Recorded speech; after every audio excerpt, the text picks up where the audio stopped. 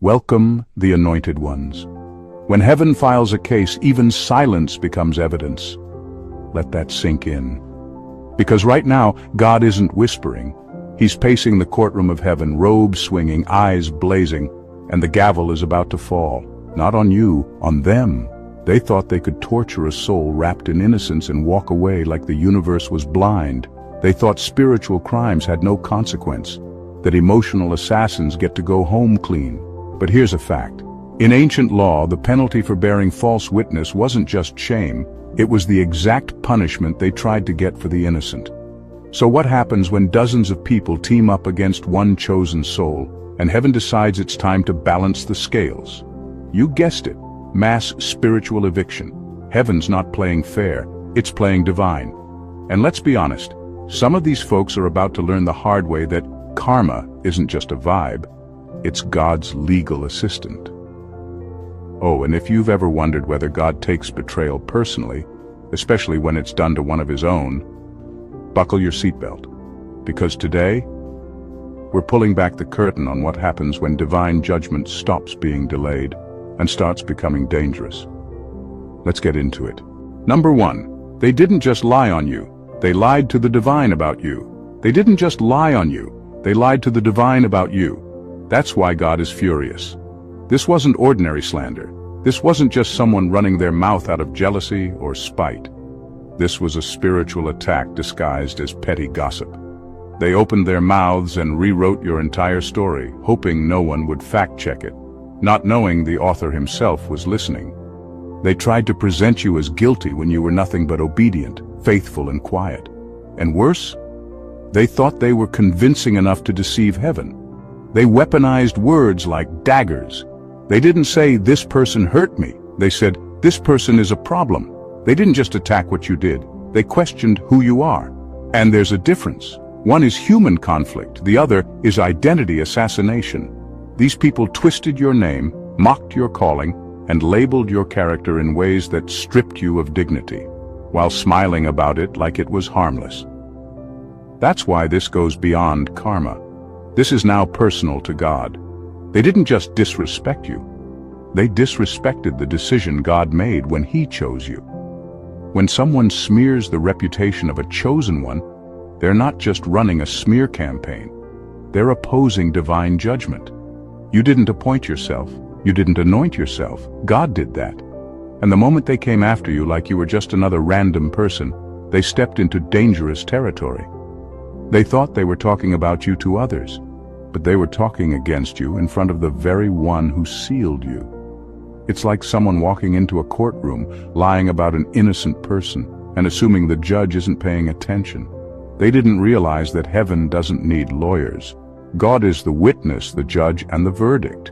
And when lies are told about the innocent, divine judgment doesn't ask for a rebuttal. It brings a response, a fierce one. So yes, you kept quiet, you stayed gracious, you endured. But what they forgot is, while you were silent, God was documenting, and every false word they thought they buried is now being used to dig their own spiritual consequences. This isn't just payback, this is divine correction, and it's already in motion. Number 2, they didn't mistreat you, they mocked God's selection process. They didn't just mistreat you, they mocked God's selection process. That's what makes this different. This wasn't just about personal dislike, envy, or misunderstanding. It was deeper. They weren't upset about your personality. They were angry that you were chosen and they were not. It's not that you did something wrong. It's that your very existence as a chosen one exposed their spiritual rejection, and they couldn't handle it. They couldn't believe God would skip over them and choose someone like you. You didn't fit the image in their head. You weren't loud enough, polished enough, agreeable enough, or broken enough to be their version of worthy. They were waiting for God to choose someone they could control, applaud, or tolerate. But instead, He chose you. Quiet, real, observant, flawed but faithful, and that messed with their ego. So rather than surrender to God's decision, they tried to fight it by tearing you apart. They acted like they had the authority to override God's will. They thought their disapproval of you could somehow cancel your calling. They really believed that if enough people agreed to hate you, maybe heaven would change its mind. That's how delusional pride becomes when people think they're more righteous than God. But the more they attacked you, the more they proved why they weren't chosen. Because a true servant of God doesn't go to war with his decisions. They honor them even when they don't understand. You became a spiritual threat, not because of what you said or did, but because of who you represented. You were proof that God chooses the unseen, the overlooked, the misunderstood. You were a living contradiction to their religious performances, fake humility, and self-appointed importance. And instead of repenting, they retaliated. But now it's too late to undo what's been done. They didn't just challenge your assignment, they challenged the one who assigned it, and heaven does not take that lightly. They mocked the throne with their actions. They insulted God's wisdom. And now he's answering, not with words, with wrath. Because when people dare to interfere with divine order, they don't just get exposed, they get corrected in front of everyone. Number 3, they wanted blood, not truth, because your innocence convicted their guilt. They didn't want the truth. They wanted blood. That's what made it so dangerous. Your innocence wasn't something they just ignored. It was something they actively hated. You weren't the threat because you did something wrong. You were the threat because you didn't. You weren't chaotic, scandalous, or fake enough to fit into their mess. So instead of leaving you alone, they tried to destroy you. And not quietly either. They did it loudly, boldly, and in full agreement with one another, as if your downfall was something they were entitled to. Your purity made them uncomfortable. Your peace irritated their demons. Your ability to remain kind, grounded, and unbothered in the face of their cruelty showed them just how corrupt they had become. And they couldn't take it. You didn't need to clap back or prove anything. Just standing there with clean hands was enough to expose everything they'd been trying to hide behind fake smiles, false narratives, and forced alliances. They needed you to fall. They wanted you to snap. Because if you stayed grounded, their whole storyline collapsed. They needed something dirty on you to validate the filth they were already drowning in, but nothing stuck. You didn't give them what they wanted, and that drove them insane. So they did what broken people do. They lied, they exaggerated, they created drama where there was none.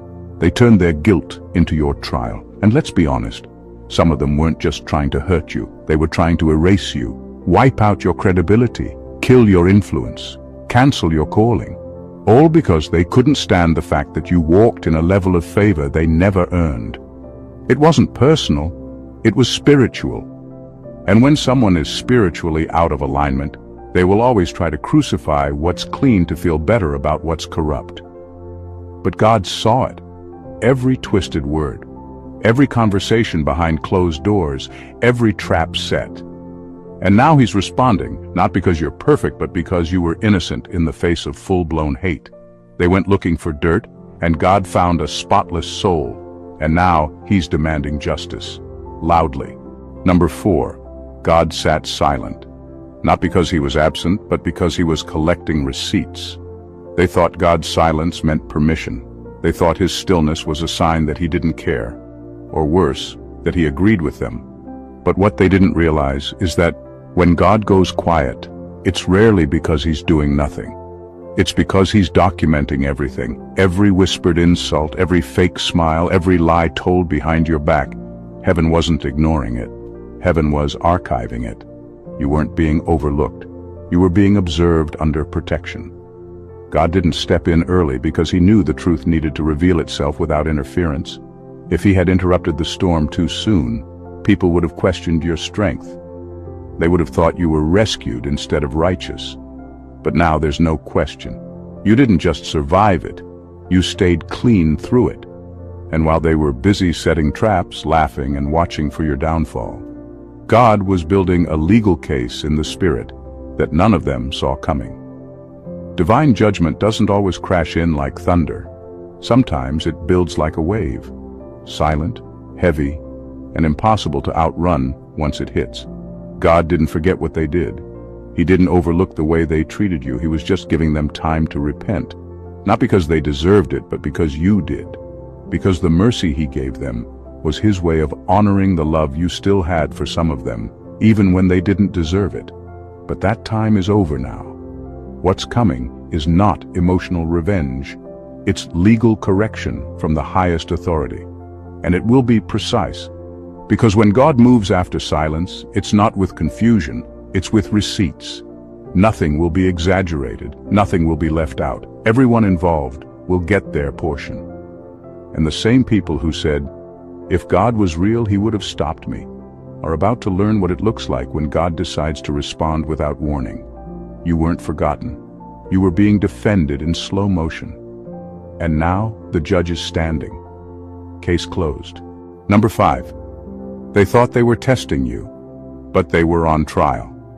The whole time, they really believed they were testing you. Your patience, your strength, your character. They poked at your wounds, pulled at your triggers, and expected you to break down, lash out, or lose yourself.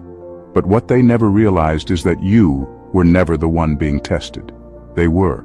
Your life, your response, your silence, it all exposed them, and heaven took notes. God didn't allow the persecution to see if you would survive. He already knew you would.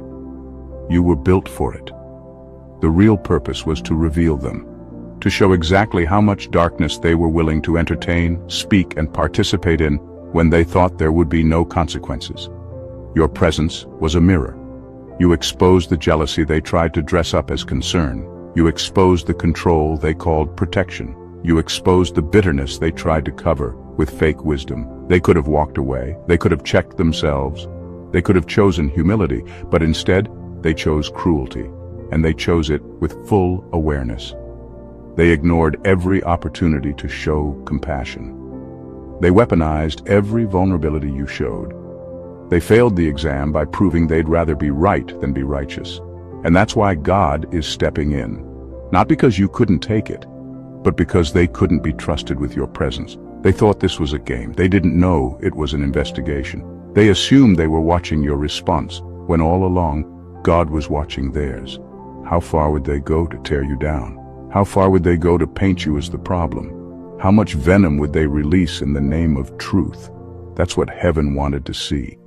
And now that it's been made clear, judgment is coming. Not emotional backlash, but divine accountability. They weren't exposing you. They were revealing themselves, and the mask is off for good. What they thought was your breakdown was actually their breakdown under divine observation. And now they're the ones being sentenced. Not because you asked for it, but because they earned it. Number 6, you were the lamb they slaughtered. But this time, God's not letting it be for their salvation. They treated you like a sacrifice, like the pain they dumped on you would somehow cleanse them, like if they could just break you enough, humiliate you enough, isolate you enough, maybe they'd feel better about their own darkness. They projected their guilt onto your name and convinced themselves that what they were doing was justified. They weren't just cruel, they were calculated. They gathered together, shared their lies, and acted like handing you over to the fire was some kind of necessary cleansing. But there was no redemption in their motives. Only ego, only evil. They told people you deserved it. They twisted your silence into guilt, your strength into arrogance, your discernment into rebellion. They made you the scapegoat for everything they couldn't control, couldn't understand, or couldn't dominate. They didn't want healing. They wanted a target. So they picked the one who never fought dirty, the one who kept forgiving, the one who had every chance to clap back but didn't. You were innocent, and that's what made you dangerous to them. But this time, heaven is not letting it go. God's not turning this into a sermon about suffering for a greater good. This isn't about you carrying a cross so they can find grace. That door is closed. What they did wasn't holy, it was hostile. And now, your pain isn't being used for their salvation. It's being used as evidence. What they did to you has become their spiritual bill, and heaven always collects. They thought they could use you up, drain your energy, attack your name, and walk away clean. But what they didn't count on was divine reversal. God is not ignoring what happened. He's not dressing it up in religious language. He's calling it what it was: unjust, evil, abusive, and fully accountable. There will be no peace for those who bought their comfort with your destruction. They didn't just mistreat you. They abused a soul God trusted them with. And now the very pain they tried to erase is the spotlight heaven is using to expose every hidden motive, every whispered betrayal, every silent spectator. Justice isn't coming, it's already arrived.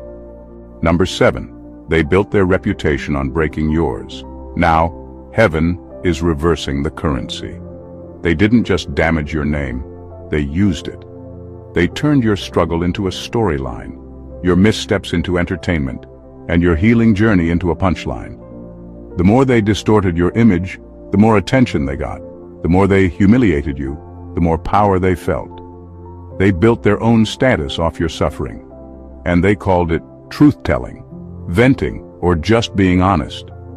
But what they were really doing was harvesting influence from your downfall, and they never thought there'd be a cost.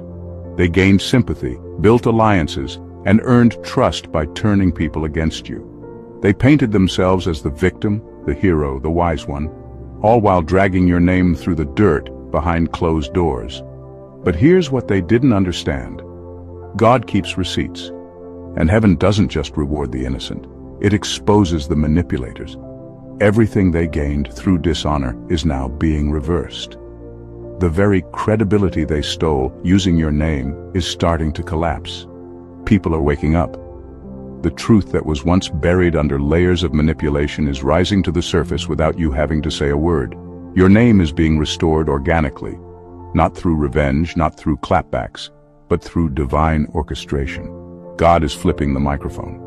The same audience that once clapped for your mockers is now uncomfortable. The applause has died down. The story isn't working anymore, because the fruit doesn't lie, and the ones who tried to ruin you are now bearing rotten outcomes. Their peace is gone, their favor is crumbling, their connections are unraveling, because what they built was never real. It was propped up on lies. You don't have to vindicate yourself. You don't have to explain. Your silence isn't weakness. It's strategy. Because while they were performing, God was preparing a divine reversal. And now their greatest shame is unfolding in the same spaces where they once tried to shame you. That's not coincidence. That's God making sure everyone sees the difference between real favor and borrowed fame. Number 8. Heaven was never neutral. It was waiting for the scales to tip. You thought God was silent because he was trying to decide who was right. But there was never a question. Heaven was never neutral. God wasn't pacing the floors of eternity wondering if maybe you had deserved it. He saw everything from the start. Every lie, every scheme, every time they smiled in your face while stabbing you in the back. His silence wasn't hesitation, it was strategy. He was letting them show their full hand. He was letting them go as far as they dared, not because he was confused, but because they were. They thought they were winning. They mistook heaven's patience for approval. They thought because lightning didn't strike them mid-lie, they were in the clear. But what they didn't know is that divine timing doesn't work like human ego. God wasn't rushing in to silence them. He was letting them build the very rope they'd hang their own credibility with. The longer they talked, the more they exposed. The more they manipulated, the deeper their trap became. And now, the scales have tipped. God was never weighing your worth against theirs. That was already settled. What he was measuring was how much injustice he'd allow before responding. And now the measure is full. The gavel is coming down. The verdict isn't confusion, it's wrath. Not the emotional kind, but the divine kind. The kind that rearranges everything. The kind that dismantles fake power structures and exposes every lie that was used to elevate the wrong people. There's no walking this back. No rebranding. No, we've all made mistakes speech that can erase what was done. The damage they caused to your reputation, your peace, your soul, it's all coming back to them now, multiplied. And not because you wished for it, not because you asked for revenge, but because God waited. And in that wait, he allowed justice to be undeniable. You don't have to plead your case anymore. Heaven already ruled in your favor. And now, the same silence that once protected them is about to judge them, publicly, completely, and permanently. Number 9. They weren't fighting you. They were fighting the version of you that God was about to release. They weren't fighting you. Not really. What they were actually terrified of was the version of you they sensed was coming, that future you. that healed you, that anointed, elevated, unstoppable version of you that would make every single lie they told crumble in the light of who you really are. They saw glimpses of your potential, and instead of celebrating it, they panicked. Because if you became what God said you would be, they'd be exposed, not just as liars, but as the insecure, manipulative cowards they truly are. So they moved fast. They tried to assassinate you before the ascension. They attacked your name before your platform could rise. They planted rumors, twisted truths, and manufactured tension in hopes that they could kill your credibility before people had the chance to see your fruit. They weren't just trying to hurt you. They were trying to erase the future. But here's the part they never counted on. God let them. God didn't stop them. Not because he agreed, but because he knew something they didn't. He knew that every attempt to bury you would only build the stage, every lie would become fuel, every betrayal would become proof. And now that they've exhausted every scheme, now is when God is raising you, publicly, authentically, unapologetically. Your rise is the answer, it's the rebuttal, it's the judgment. God didn't clap back, he created you. You became the evidence that no weapon formed against you prospered. Not one lie, not one plan, not one betrayal. And now your elevation doesn't just honor you, it condemns them. Not with revenge, but with results. Because when people watch you thrive after all the dirt that was thrown on your name, they'll realize the truth. The lies weren't strong enough, because the favor was real. And nothing terrifies your enemies more than watching you become undeniable.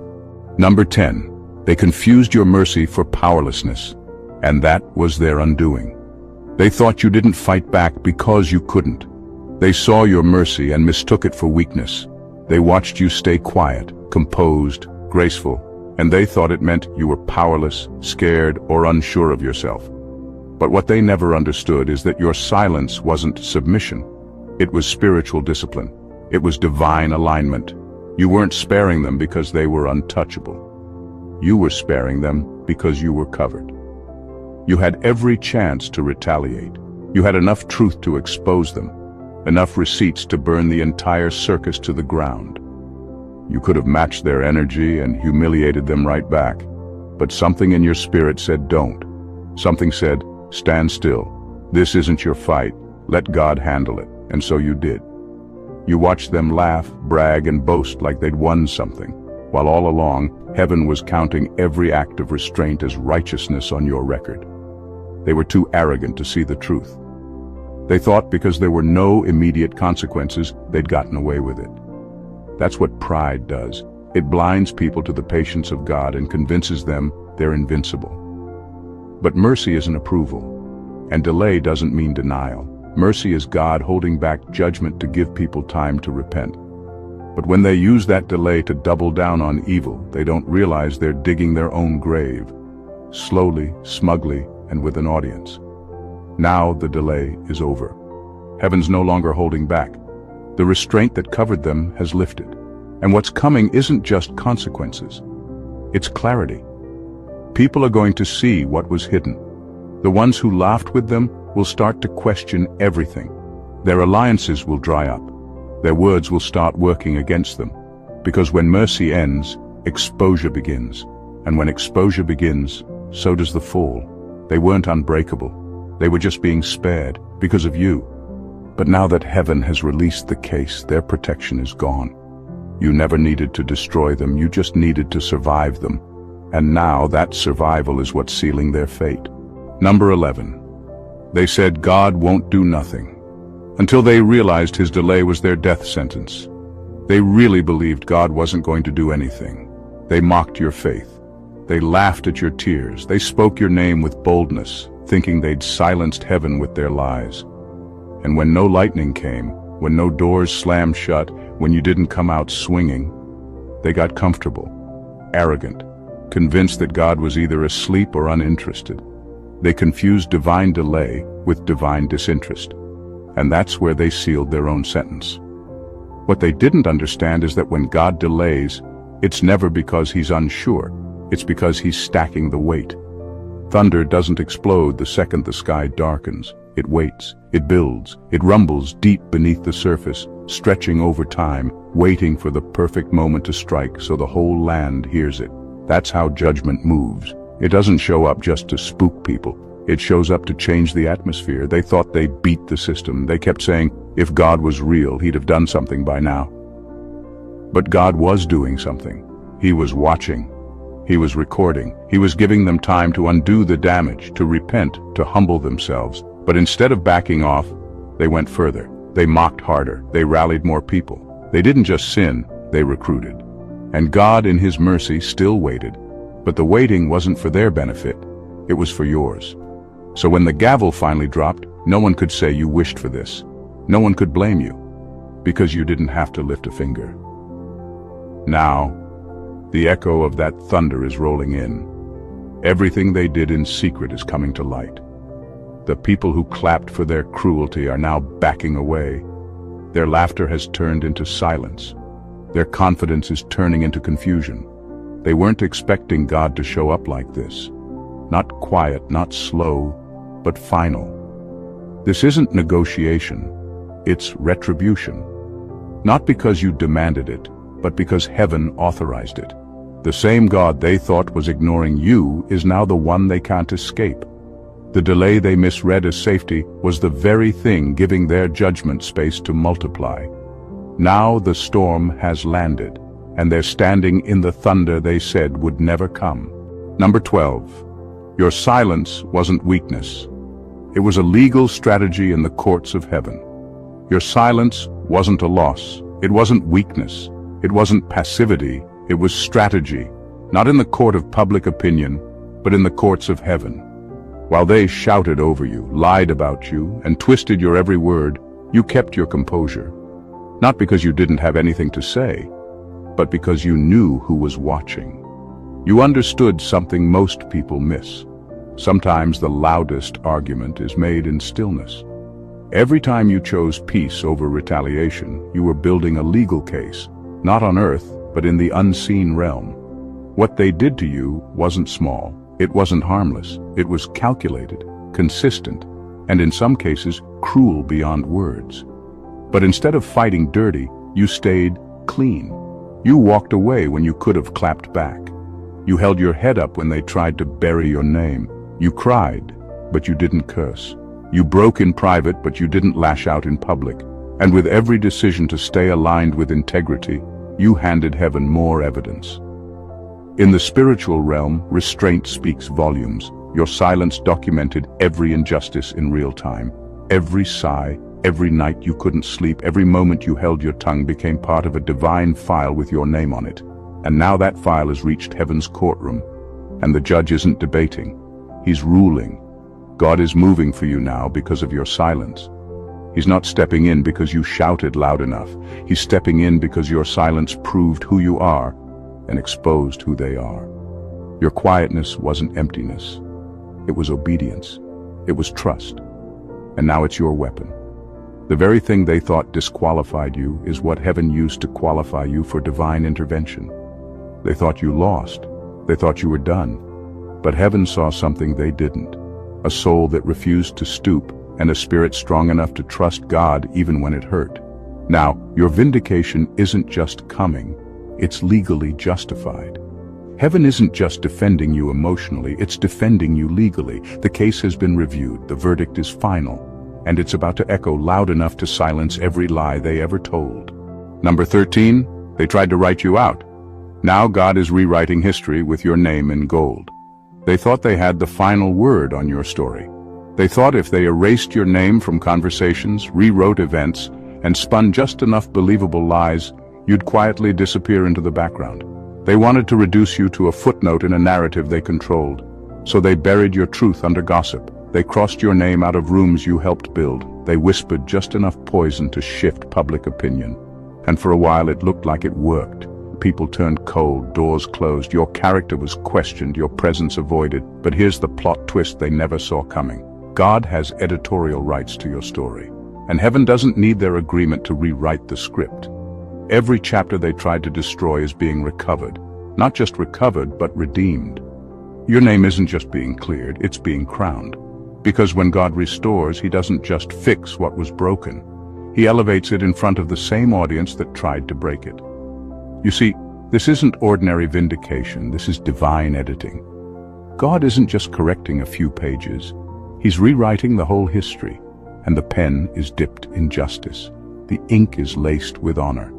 The same moments they tried to erase are now becoming the reasons you're being elevated. The same name they tried to tarnish is now being highlighted in gold, publicly, permanently. And here's the best part. Heaven isn't consulting your enemies for clearance. They don't get a vote. They don't get to edit. They don't get to add footnotes or disclaimers to the miracle God is writing with your life. All they get to do now is watch, as God exalts the very name they swore would never rise again. Your story isn't over. It was just interrupted. But God is resuming the narrative, and this next part is being written with glory, honor, and undeniable power. The people who tried to write you out are about to see your name written into rooms they'll never access again. That's not revenge. That's what happens when heaven publishes the truth. Number 14, they tried to invalidate you. Now God is demanding they publicly validate you. They thought they could get away with treating you like you were nothing and then silently moving on. They discredited you with boldness, but now they want to make peace in the dark. They whispered lies in crowds but want to whisper apologies in corners. But God is not accepting that, not this time, not after everything they did. What they don't understand is that repentance isn't just about feeling bad. It's about making it right. They didn't just hurt your feelings. They damaged your name. They tarnished your character in places you weren't even present to defend yourself. And now, God isn't asking for quiet regret. He's demanding public restitution. The same mouths that disrespected you will be required to correct the record with the same energy. They mocked you boldly. Now they'll have to honor you boldly. They convinced others to look down on you. Now they'll have to point those same people back to you and say, "We were wrong." Because spiritual justice isn't about humiliation. It's about divine balance. What was done in public must be corrected in public. Anything less would be unfinished repentance. And heaven doesn't do half healing. This is deeper than vindication. This is a spiritual transaction. It's restitution. What was taken from you in the form of respect, opportunity, and reputation must be returned, and with interest. God is not playing about your name. He saw the humiliation you endured. He watched you stay silent, still and gracious while they dragged you. And now, the gavel has dropped.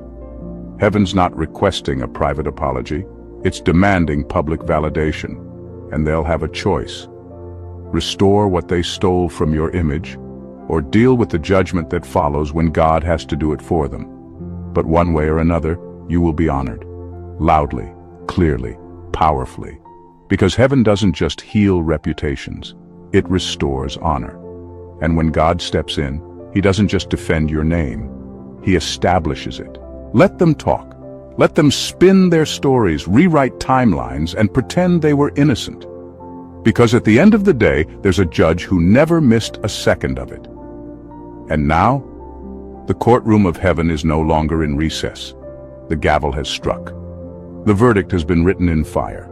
And the truth, your truth, is about to speak louder than every lie they tried to cover you with. You weren't just attacked. You were targeted because of your light. You weren't just rejected. You were sacrificed so their shadows wouldn't look so dark. But here's what they never counted on. You were marked not for destruction, but for divine demonstration. They thought the pain would finish you. They thought their manipulation would define you. But all they did was make you undeniable. The very ashes they tried to bury you in are now becoming the ink God is using to rewrite the next chapter of your story. And it's being written in bold gold letters. This isn't just about justice. It's about reversal. It's about God flipping the very stage they tried to use against you and turning it into your platform. Not so you can scream, "I told you so," but so you can walk in undeniable proof that heaven always wins. Even if it takes a little longer than expected, you won't have to argue. You won't have to clap back. The results will speak louder than anything you could ever say. So don't shrink. Don't second-guess your worth because of people who were too broken to see it. God is moving. And this time, He's not coming as comforter. He's coming as avenger, not because you begged for it, but because he's righteous, and righteousness always corrects injustice. Your name will be restored, your story will be told truthfully, and those who thought they got away with dishonoring you will either publicly acknowledge the light they tried to snuff out, or learn firsthand what happens when heaven responds with holy fire. God is not just vindicating you, he is establishing you. So take your hands off the wheel, chosen one. This is no longer your battle, it's God's show now, and you're the headline. If this message lit a fire in your soul, if it spoke to the truth you've been carrying in silence, don't let it end here. Subscribe to the channel so you never miss another word meant just for you. Like this video to let the algorithm know that truth still matters. Drop a comment below. Tell us how this resonated, what you've endured, and how you're rising. Your voice could be the confirmation someone else needs. And most importantly, share this message with someone who's been wrongfully judged, mistreated, or silenced. Let them know heaven is not ignoring their pain. God is preparing their comeback. Let's spread this divine justice far and wide. We're not just building a community, we're building a movement. And your presence here is proof that the chosen are rising, one truth at a time.